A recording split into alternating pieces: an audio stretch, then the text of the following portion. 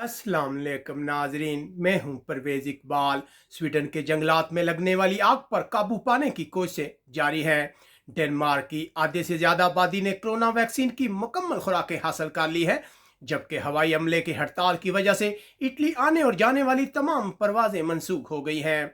Norway के मशहूर पहाड़ी मकाम ट्रोलविंगा पर शादी की तकरीबात मुनक्कद करने की इजाज़त दे दी गई है। हालैंड के हुक्काम ने उन दो रूसी शहरियों की सियासी पनाह की दरख्वास्त मुस्तरद कर दी है, जो यूक्रेन में तबाह होने वाले मसावर हवाई जहाज के वाक़े के चश्मदीद गवाह थे। पुर्तगाल के हुक्काम ने 40 से ज्यादा इलाकों को आग लगने के हवाले से इंतहाई खतरनाक करार दिया है। बेल्जियम में गुज़िश्ता रोज आने वाले सैलाब की वजह से अक्सर इलाकों में ट्रेन सर्विस मुअत्तल हो गई है।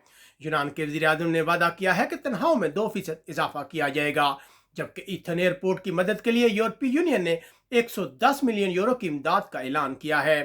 फ्रांस की पार्लियामेंट ने शदीद एहतजाज के बावजूद कोरोना सर्टिफिकेट कानून मंजूर कर लिया है, जबकि फ्रांस के वज़ीर दाखिला ने यूरोपीय एजेंसी फ्रंटेक्स से मुतालबा किया है कि वो तारकिन वतन को इंग्लिश चैनल अबूर करने से रोके। जर्मनी में कई दिन के खलल के बाद दोबारा फार्मेसियों ने कोरोना सर्टिफिकेट जारी करना शुरू कर दिए हैं, जबकि सैलाब ने जर्मनी के रेल के निज़ाम को तबाह करके रख दिया है। बरतानिया लगातार 5वें दिन कोरोना केसेस में कमी वाक़या हुई है। शदीद सैलाब के बाद लंदन के बहुत से अस्पताल ज़ेरे आब आ गए हैं, जिसके बाद लोगों से कहा गया है कि वो घरों में क़याम करें। जबकि बरतानिया में आज 50 ममालिक के मेंबरान मौसमियाती तब्दीलियों पर गौर करेंगे। इटली के इलाके सरदिनिया में लगने वाली आग को बुझाने की कोशिश जारी है, जिसने 20,000 एकड़ रकबे को शदीद मुतासर किया है। 1,000 लोगों को इलाके से निकाला गया है, जबकि हुक्काम का कहना है कि सितंबर तक 80% आबादी कोरोना वैक्सीन की मुकम्मल खुराकें हासिल कर लेगी।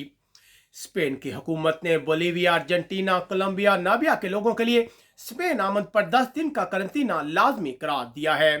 स्पेन से इत्तलात है कि बहुत से यहूदी शहरियों की शरीयत की दरख्वास्तें मुस्तरद हो रही हैं। याद रहे कि स्पेन ने 2015 में यहूदियों को स्पेन में शरीयत देने का ऐलान किया था।